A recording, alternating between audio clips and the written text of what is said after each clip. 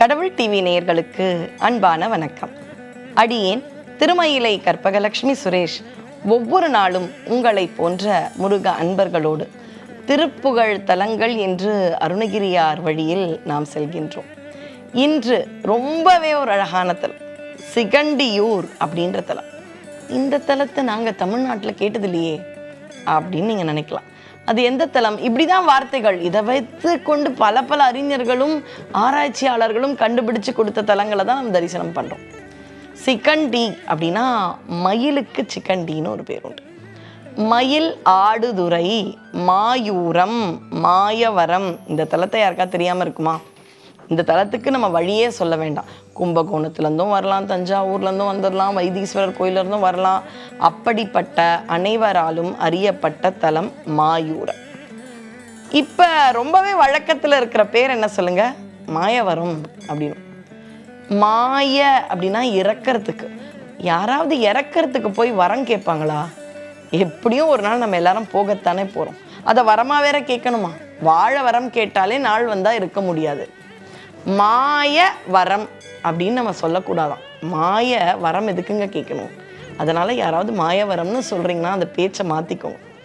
மாயூரம்னு சொல்லுங்கள், மயிலாடுதுறைன்னு சொல்லுங்கள், இப்படி அழகான பெயரில் சொல்லுங்கள். அதனால் மாயூரம் அப்படின்னு சொல்கிறது தான் அழகு.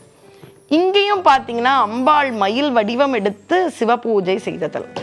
மயிலை தொண்டை நாட்டில் இருக்கும், சென்னையில் இருக்கும் கபாலீஸ்வரர் கோயிலிலும் கற்பகாம்பாள் மயில் வடிவம் எடுத்து சிவனை பூஜித்த தலம். இங்கேயும் அம்பாள் மயில் வடிவம் எடுத்து பூஜை செய்த ஒரு அழகான தலம். அபயாம்பிகைன்னு அம்பாளுக்கு பேர், அருஞ்சொல் நாயகி என்று அம்பாளுக்கு பேர். அப்படிப்பட்ட இந்த தலத்தில் பார்த்தீர்கள் என்றால் இங்கு இருக்கக்கூடிய சிவபெருமானை அப்படியே வலம் வந்தீங்கன்னா சிவபெருமானுக்கு பின்புறம் சிவன் வேறு முருகன் வேறு அல்ல என்பதை இன்னும் ஆணித்தரமாக சொல்லும் வகையில் சிவனுக்கு பின்பு கிழக்கு முகம் பார்த்த ஒரு முகமும் 4 கரங்களும் வேடம் மங்கையோடு இருக்கக்கூடிய ரொம்பவே அழகான ஒரு முருகப்பெருமானுடைய மூர்த்தம். அம்பிகை அபயம்னு போனால் அபயாம்பிகையாக இருப்பா. காவிரி அப்படியே தலைவிரித்து வளமையாக ஓடும் ஒரு அழகான இடம்தான் மாயூரம். இந்த இடத்துல துலாம் ஸ்நானம் அப்படின்றது ரொம்ப ரொம்ப ரொம்ப ரொம்ப பிரசித்தி. பாவங்களை போக்க துலாம் ஸ்நானம் அப்படின்றது இந்த இடத்துல இருக்கிற காவிரியில் போய் நம்ம செய்யலாம். இந்த இடத்துல இருக்கிற முருகன் கிழக்கு நோக்கி அழகா இருக்கார். இந்த முருகனை அருணகிரியார் தன்னுடைய ஒரு திருப்புகழில் மிக அழகாக சொல்கின்றார். சிகண்டியூர் உரை பெருமாளே, சிகண்டியூரில் வாழும் பெருமாளே. இப்போ புரியுதா? அந்த சிகண்டி மயில் ஊர், மயில் ஊர், மயில் ஆடுதுறை ஊர், மாயூரம் என்னும் ஊர், அதுதான் மாயூரம்.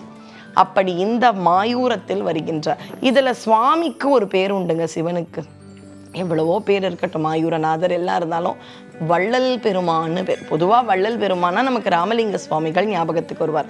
இங்கே இருக்கக்கூடிய சிவபெருமானுக்கும் வள்ளல் பெருமான்னு பேர். அப்பா வள்ளல்னா பிள்ளையும் அப்படி தானே இருப்பாங்க.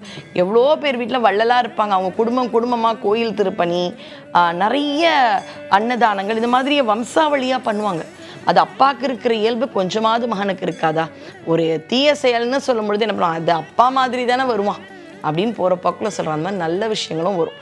அப்படி வள்ளல் பிரானாக இருக்கும் சிவபெருமானின் தவ குழந்தையாக இருக்கும் முருகப்பெருமான் மாயூரத்தில் அவரும் 12 கரங்கள் கொண்டு 2 கையில் கேட்டால் இருங்கப்பா, நான் 2 கையில் கேட்டால் நான் 12 கையில் கொடுத்தா அந்த 2 கை தாங்குமா? தாங்காதே. அப்படி 12 கை வள்ளலாக முருகப்பெருமான் இருக்கின்றார். மயிலோடு இருக்கின்றார். மிக அழகான ஸ்வரூபம். வேலும் இருக்கு, வில்லும் இருக்கு.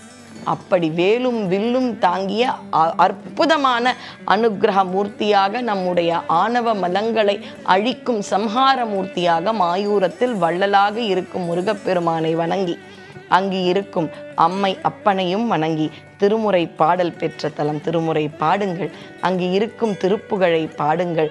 சிகண்டியூர் உரை பெருமான் உங்களுக்கு எல்லா வளத்தையும் அருளுவான். வெற்றிவேல் முருகனுக்கு அரோகரா. நன்றி, வணக்கம்.